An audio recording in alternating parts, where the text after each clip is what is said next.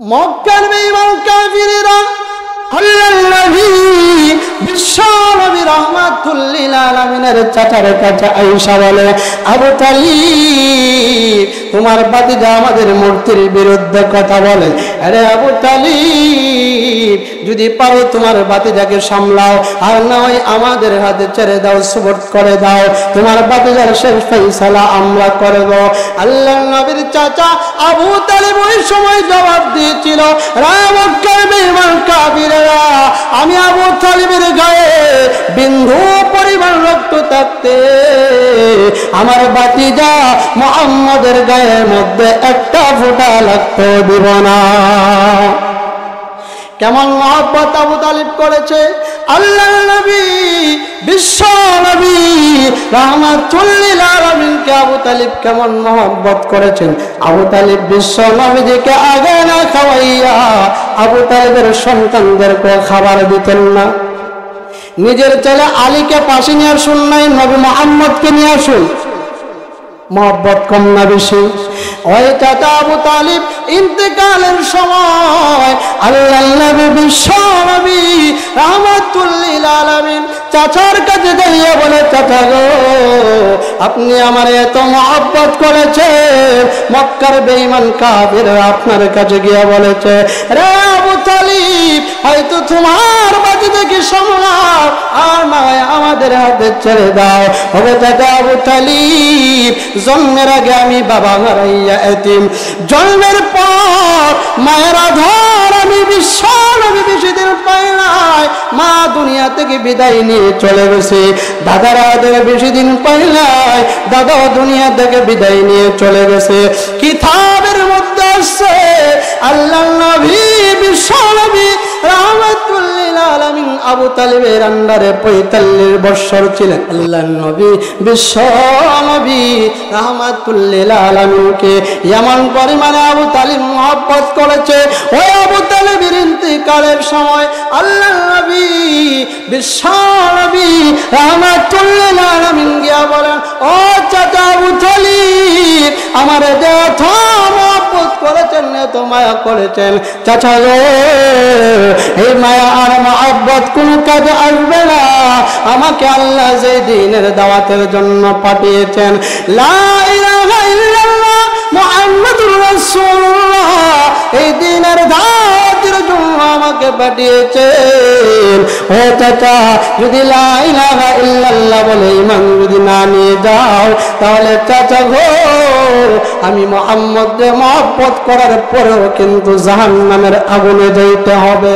ও আমার প্রাণের চাচা, আপনার কানে কানে বলি, আওয়াজ দিয়া বলতে হবে না, শুধু লা ইলাহা ইল্লাল্লাহ বলেন, আমি মুহাম্মদের নাম বলতে হবে না। যদি আপনি লা ইলাহা ইল্লাল্লাহ বলেন চাচা গো, তাহলে আপনার পক্ষে উকিল হইয়া আমি আল্লাহর কাছে দরখাস্ত করব যেন আপনি চাচাকে জান্নাতে দেন। নবী যখন এই ওয়াজকে আবু তালিবের কানে কানে করে, তখন মক্কার বেঈমান কাফিররা আবু জাহেল, উতবা, সাইবা, একবার বড় শয়তানটি। কোন শয়তানটি? উতবা, আবু জাহেল, সাইবা, এটা কি আসলো? একবারে শয়তানের বড় ভাই। আবু জাহিল্লা চক্রাঙ্গে আবু তালিব, মরার আগে বলি তোমার ভাতিজার কালিমা ধর্ম গ্রহণ কইরা বলি বাপ দাদার ধর্মের মধ্যে কালি লাগাইবা। আবু তালিব, এটা কি সম্ভব না? তুমি মরার পরে কি মানুষেরা কইবা আবু তালিব মরার আগে বাপ দাদার ধর্মের মধ্যে কি লাগাইছে? কালি লাগাইছে। আবু তালিব ডেকে ডেকে বলেন, ভাতিজা মুহাম্মদ, না রে ভাতিজা, আমি জানি যদি তোমার কালিমা যদি না পড়ি জাহান্নামে যাব, আর যদি তোমার কালিমা পড়ি তাহলে আমি কিন্তু জান্নাতে যাব। রে ভাতিজা মুহাম্মদ, কিন্তু আমি মৃত্যুর পরে আমার গোষ্ঠী লাগে সে কি করেছে? বাপ দাদার ধর্মের মধ্যে কালি লাগায় দিয়েছে। ভাতিজা রে, এটা আমার কাছে সম্ভব না। আবু তালিব যে অনুসরণ করে নাই, মহব্বত কি কম করছেনি?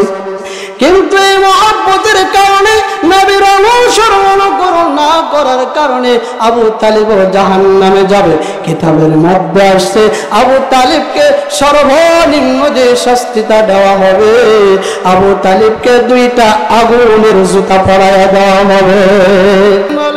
প্রভু আমি বিশ্বনবী রাহমাতুল্লিল আলামিনের মন বেজারের কারণ জানতে চাইছেন।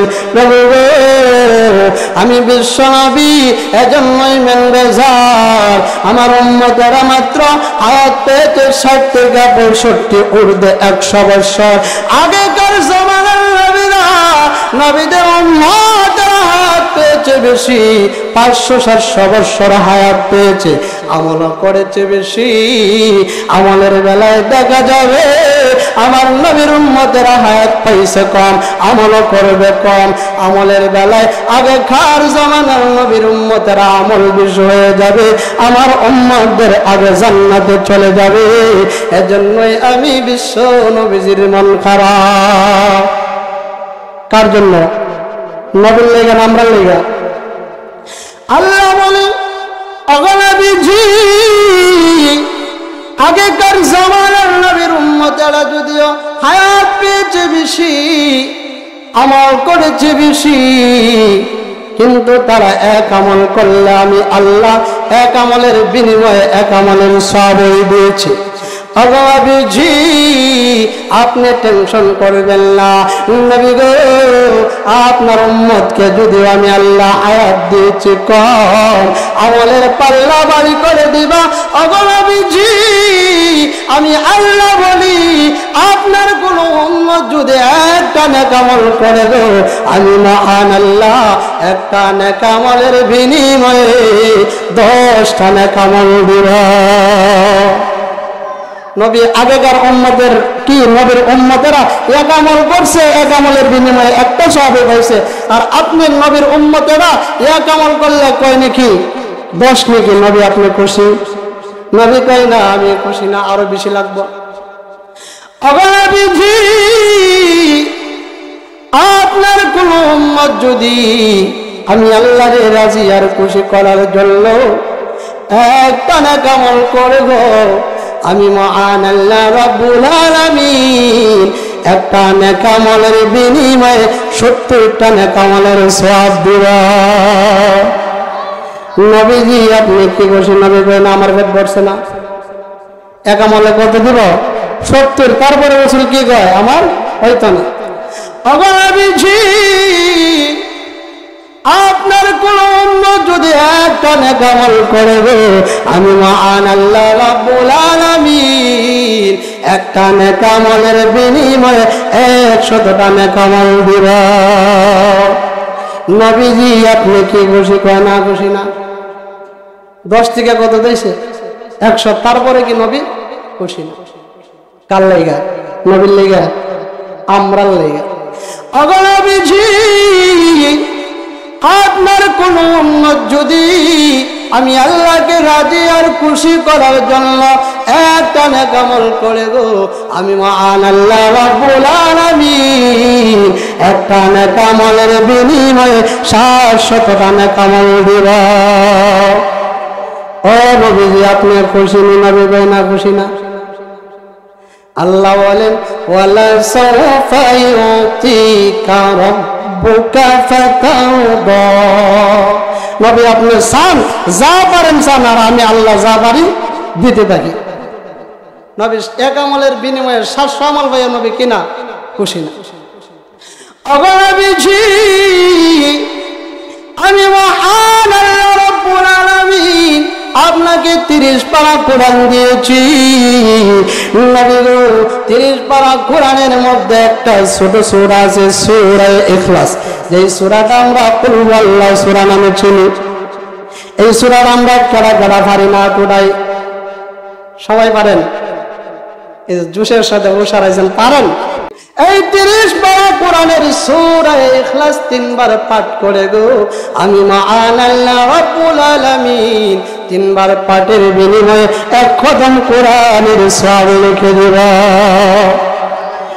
নবীজি আপনি কি খুশি? নবী কয় না খুশি না।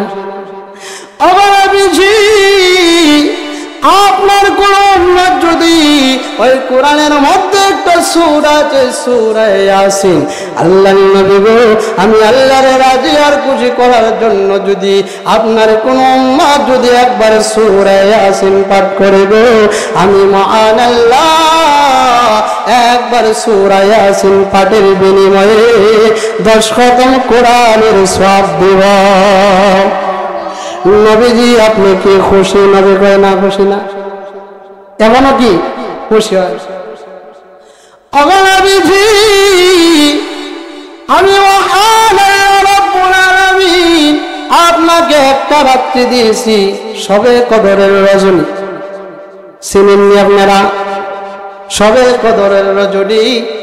নবী গো, আপনার কোন উম্মত যদি সবে কদরের রজনীতে জাগ্রত হইয়া যদি সারা রাত্র যদি আমি আল্লাহ তাআলার রাহে কাটাইয়া দেয়, নবী গো, আমি আল্লাহ একটা রাতের বিনিময়ে 1000 মাসের সব তার আমল নামায় লিখে দিব।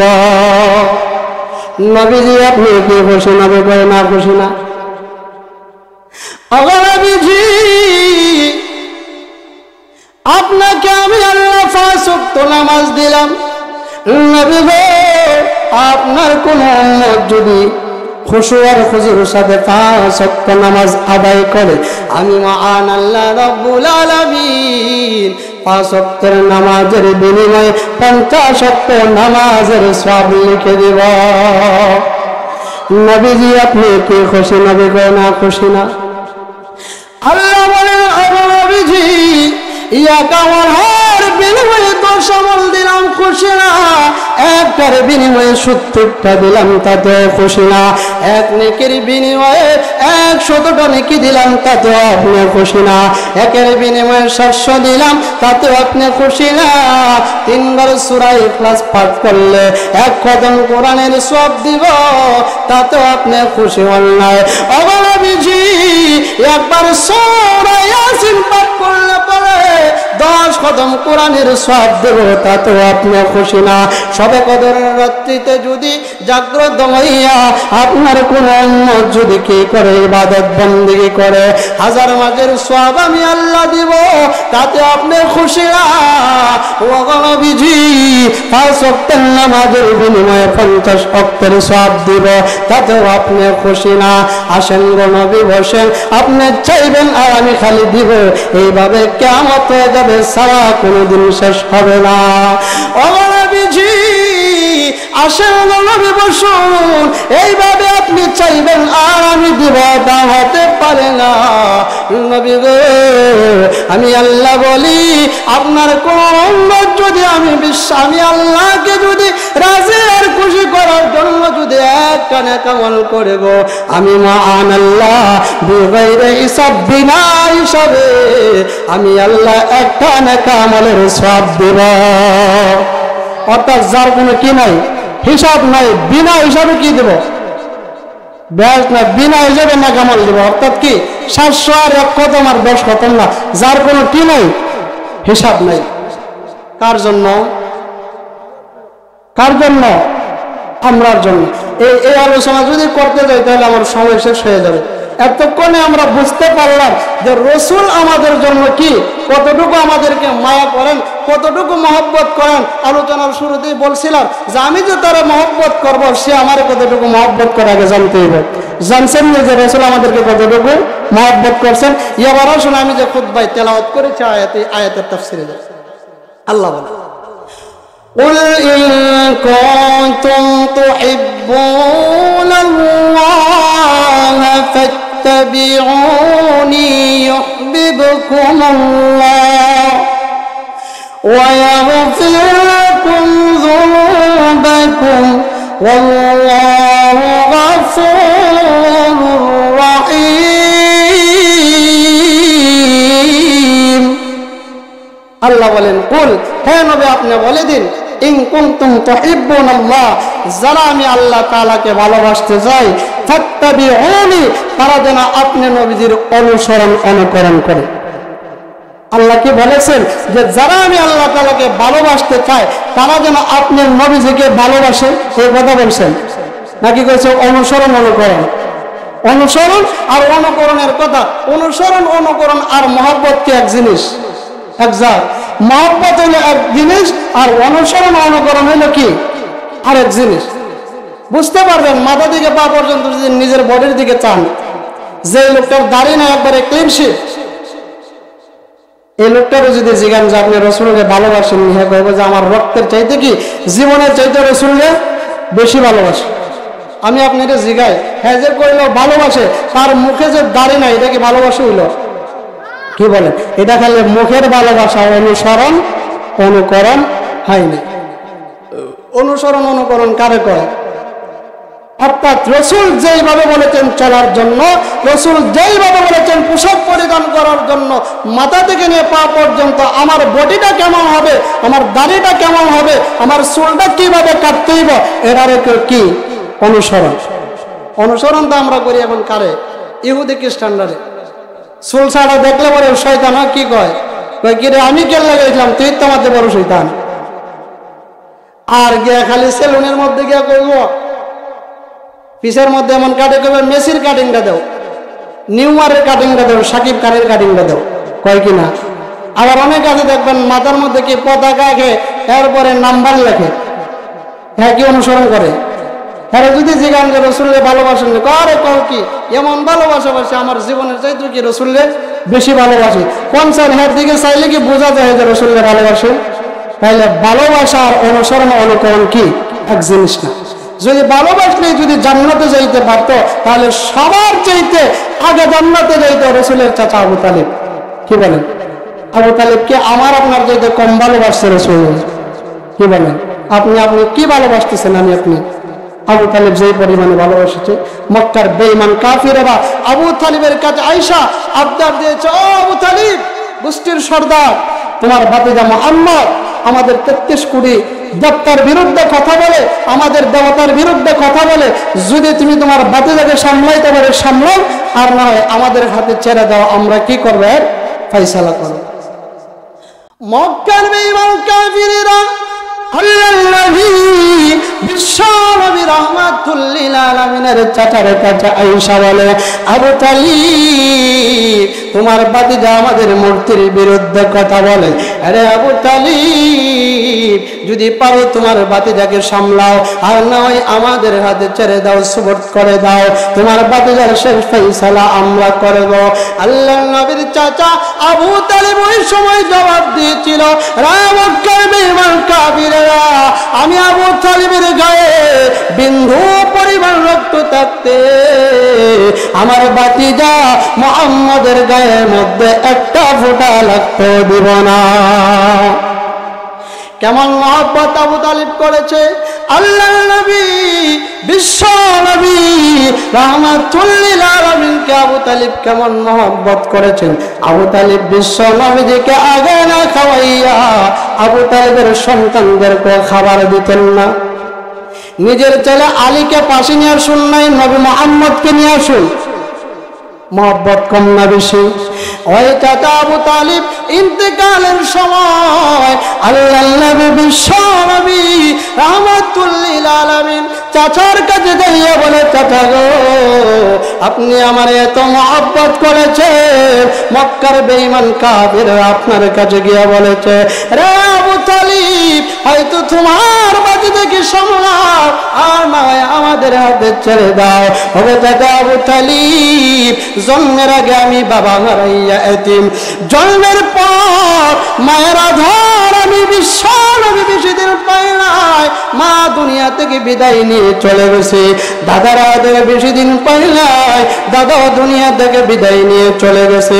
কিতাবের মধ্যে আসছে আল্লাহর নবী বিশ্ব নবী রাহমাতুল লিল আলামিন আবু তালিবের আন্ডারে 45 বছর ছিলেন। আল্লাহর নবী বিশ্ব নবী রাহমাতুল লিল আলামিনকে এমন পরিমাণে আবু তালিব মহব্বত করেছে, ওই আবু তালিবের ইন্তেকালের সময় আল্লাহর নবী বিশ্ব নবী রাহমাতুল লিল আলামিন গিয়া বলেন, ও চাচা আবু তালিব আমার দেহ মহব্বত করেছেন, এত মায়া করেছেন।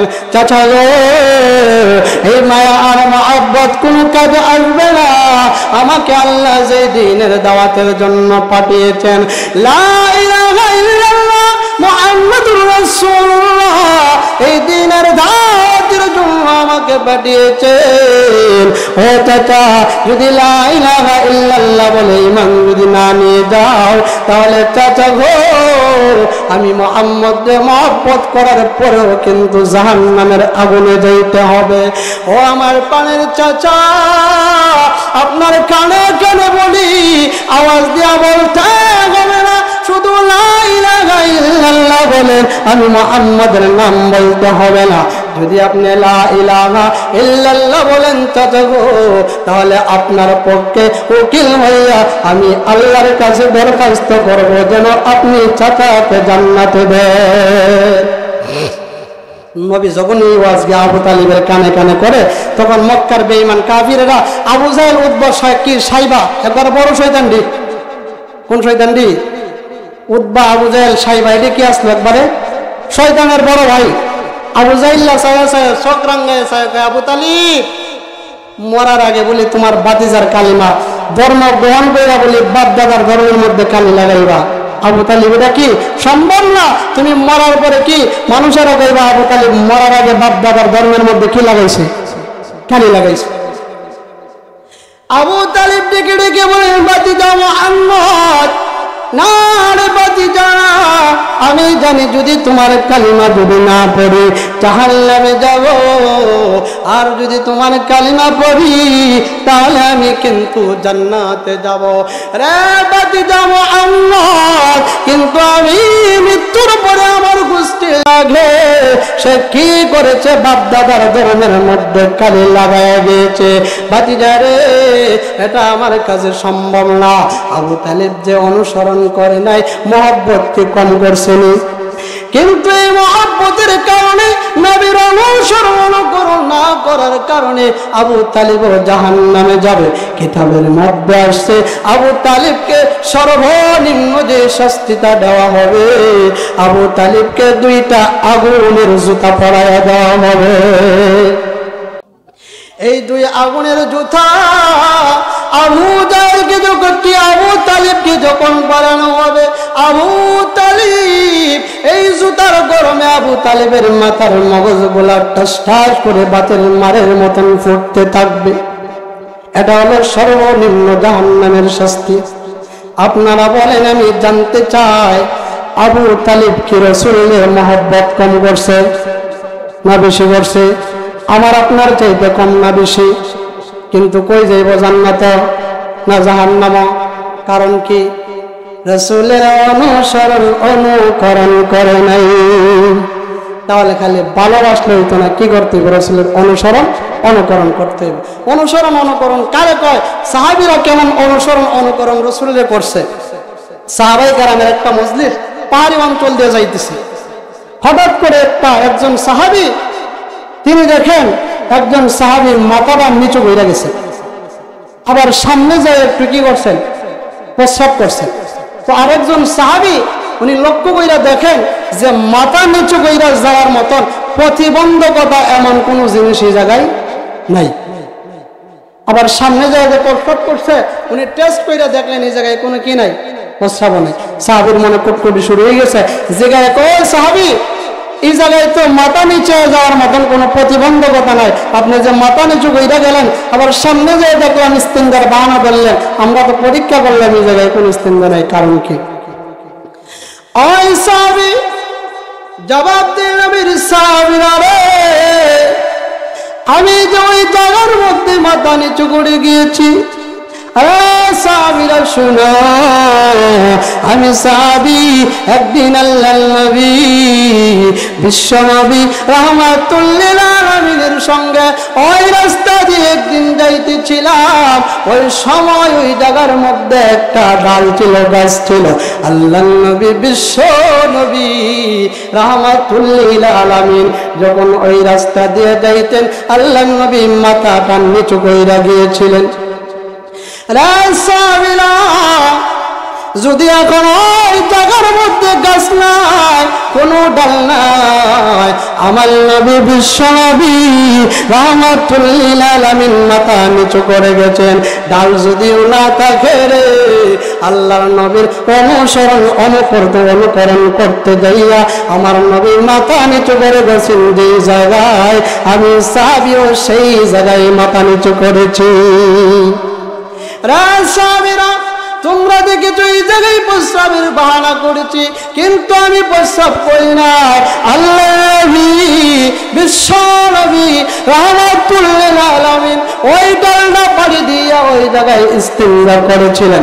যদি আমার ইস্তেঞ্জার কোনো ব্যাগ নাই, আল্লাহ নবী বিশ্ব নবী যে জায়গায় প্রস্রাব করেছেন, নবীজির অনুকরণ করতে যাইয়া আমি সাহাবী ওই জায়গার মধ্যে প্রস্রাবের বাহানা ধরেছি। অনুকরণ কোন ছিল? কি বলেন, কেমন অনুসরণ করছে? ওনারা তো ছিলেন আল্লাহর নবীর সাহাবী। আসুন একটা কাছের 200 থেকে 300 বছর আগের একটা ঘটনা শুনি। হাকিম উম্মত মুজাদ্দিদুল মিল্লাত আশ-শাবালি তানবী রাহমাতুল্লাহ আলাইহি একজন আল্লাহর ওলি ছিলেন। আপনারা কি নাম শুনছেন? আল্লাহর ওলি আশ-শাবালি তানবী রাহমাতুল্লাহ আলাইহি একদিন মুরিদের বাড়িতে যাইবেন খাবার খাইতে। চন্দনের রাত্রি আল্লাহর ওই ওলি আশ-শাবালি তানবী রাহমাতুল্লাহ আলাইহি মুরিদের বাড়ির দিকে রওনা হয়ে গেলেন। যাইতে যাইতে আল্লাহর ওলি তাকায় দেখেন বিশাল একটা মাঠ।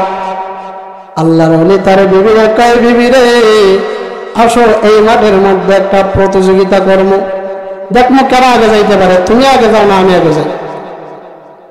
আল্লাহর ওলির বিবি বলেন, স্বামী আশ-শাবালি তানবী, আপনি এই এলাকার বড় বুজুর্গ, আপনি দৌড় দিবেন, এটা কেমন কথা? আল্লাহর ওলি আশ-শাবালি তানবী বলেন, ও আমার প্রাণের বিবি, কোন কারণে বলেছে ঘটনার হিকমত পরে বলবো। আশ-শাবালি তানবী রাহমাতুল্লাহ আলাইহি মাঠের এক পাশে এক দাগ টানলেন, আরেক পাশে আরেক দাগ টানলেন, টানলে আবার দৌড় দিলেন। আশ-শাবালি তানবী রাহমাতুল্লাহ আলাইহির বিবি আগে চলে গেছে। আশ-শাবালি তানবী নিজের ইচ্ছায় কি একটু লাস্টে পড়ে আছেন, বিবির সামনে যায় জামাইরে বাগাই দিছে। বিটাইতে যদি জামাইরে বাগাইতে পর কি হয়? খুশি হয়। আশ-শাবালি তানবীর বিবির সামনে যায় কি জামাইরে বাগাই দিছে। আশ-শাবালি তানবীকে এবার আসো, এই দাগ থেকে আবার ওই দাগে যাই, দেখি কার আগে কারা যেতে পারে। কমসে কম যদি আশ-শাবালি তানবী ইচ্ছা করে যদি দৌড় দিতে, বিডি জীবনে পারত। আবার যখন ওই দাগ থেকে ওই দাগে আসলেন, আশ-শাবালি তানবী আগে চলে এসেছেন। আশ-শাবালি তানবী রাহমাতুল্লাহ আলাইহি আগে চলে আইসা চোখের পানি ছেড়ে দিয়ে কান্না করেন। বিবি ডাক দেন, আল্লাহর ওলি আশ-শাবালি তানবী, একবার তুমি জিতেছ, আরেকবার আমি জিতেছি, এই জায়গার কান্নার কি আছে? বিবিরে ডাক দেয়, বিবি রে, হারার জন্য আমি কান্দিলাম রে আমার প্রাণের বিবি, শুনো, আমি আশ-শাবালি তানবী রাহমাতুল্লাহ আলাইহি আজকের রাত্রিটাকে আল্লাহর নবী বিশ্ব নবীর একটা রাত্রির সঙ্গে মিলায় নিলাম। আল্লাহর নবী বিশ্ব নবী রাহমাতুল্লিল আলামিন এই চন্দ্রের রাত্রিতে একবার আমার নবীর বিবি আয়েশা রাদিয়াল্লাহু তাআলা আনহাকে নিয়ে দৌড়ের প্রতিযোগিতা করেছিলেন। এজন্য আমি আশ-শাবালি বিশ্ব নবীর অনুকরণ করতে যায় দৌড়ের প্রতিযোগিতা করেছি। কঠিন কিয়ামতের ময়দানে আল্লাহ যদি আমাকে বলে, আশ-শাবালি রে, তোর জীবনের কোনো আমল নামা কবুল হয় নাই, তোর জীবনের কোনো নামাজ রোজা কবুল হয় নাই, তুই তো জাহান্নামের আসামি। ওই দিন আমি আল্লাহর কাছে বলবো, প্রভু, যদি আমার আমল নামা কবুল হয় না, নামাজ রোজা যদিও কোনো কবুল হয় না, আমলের কারণে যদিও জান্নাতে যাইতে পারবো না, প্রভু আমার একটা রাত্রির দিকে তাকান। একটা রাত্রিকে আমি বিশ্ব নবীর রাত্রির সঙ্গে মিলাই নিয়েছিলাম। ওই রাত্রির দিকে তাকায় কি আমি আশ-শাবালি তানবীকে ক্ষমা করা যায় না? সুবহানাল্লাহর আওয়াজ নাই, মনে হয় যে কি এরকম অনুসরণের ঘটনা আপনারা গড়াইছেন। তাহলে সুবহানাল্লাহ বলেন যে কি আল্লাহ নবী সাল্লাল্লাহু আলাইহি সাল্লাম আয়েশার না দৌড়ের প্রতিযোগিতা করছেন, এজন্য আমি বিশ্বনাথ কি আশরাফ আলী থানভীও দৌড়ের প্রতিযোগিতা করছেন। কেমন অনুকরণ করেছে আল্লাহর নবী, বিশ্ব নবী রাহমাতুল লিল আলামিন কি অনুকরণ করতে হবে, জীবনের চাইতে বেশি ভালোবাসতে হবে। কি বলেন? না খালি অনুকরণ করলেই দেখবেন হিন্দু বেটারা দাঁড়িয়ে আছে, হিন্দু বেটারা কি ঠাকুররা অনেক ঠাকুরের কি আছে দাঁড়িয়ে আছে, কারণ হ্যাঁ যদি কই যে আমি রসুল দাঁড়িয়ে রাখছি এই জন্য দাঁড়িয়ে রাখছি, হ্যাঁ কি জান্নাতে যাইব? এর ভিতরে রসুলের কি নাই? মহব্বত নেই, ভালোবাসা নেই। নবীজির সাহাবীরা আল্লাহর নবী বিশ্ব নবী রাহমাতুল লিল আলামিনকে জীবনের চাইতে বেশি মহব্বত করতেন। উহুদের যুদ্ধের ময়দান, যে যুদ্ধের মধ্যে আল্লাহর নবীজির 70 জন সাহাবী এক যুদ্ধে শাহাদাত বরণ করেছেন। এক যুদ্ধে কতজন? 70 জন। যে যুদ্ধের মধ্যে আল্লাহর নবী সাল্লাল্লাহু আলাইহি ওয়াসাল্লামের দুইটা দান্দান মোবারক কি শহীদ হয়েছে। 70 জন সাহাবী যখন যুদ্ধের মধ্যে শহীদ হইল, রাসূল বলতেছেন সাহাবীরা, সাহাবীদের লাশগুলা কি করো? জমা করো, আমি রাসূল জানাজার নামাজ পড়াইয়া আল্লাহ তাআলার কাছে দোয়া কইরা তাদেরকে কি করব? আল্লাহর রাহে সুপর্দ করে দেব। দেখা যায় লাশ দলা করতে করতে 68টা লাশ পাইছে, আরো 6টা লাশ বাকি আছে। ঠিক কিনা? ঠিক বেঠিক বলবেন না আপনারা? ঠিক 68টা লাশ যে 70-এর মধ্যে আরো 6টা বাকি রয়েছে, ঠিক 2টা লাশ বাকি আছে। রাসূল সাহাবীদেরকে বলতেছেন সাহাবীরা দেখো এই পাদদেশে তো যুদ্ধ হয়েছে, চিপাই চাপাই কোথাও নি রাসূলের কি 2 জন সাহাবীর লাশ পড়ে আছে। একজন সাহাবী হলো রাসূলের চাচা হামজা, আর একজন সাহাবী হলো হামজা রাদিয়াল্লাহু তাআলা। সাহাবীরা গেল লাশ খোঁজার জন্য। ইয়ামাত অবস্থায় একজন মহিলা মাথা থেকে পা পর্যন্ত আপাদ মস্ত ঢাকা বোরকা পরিহিত একজন মহিলা আল্লাহর নবীর কাছে হাজির হয়ে গেল।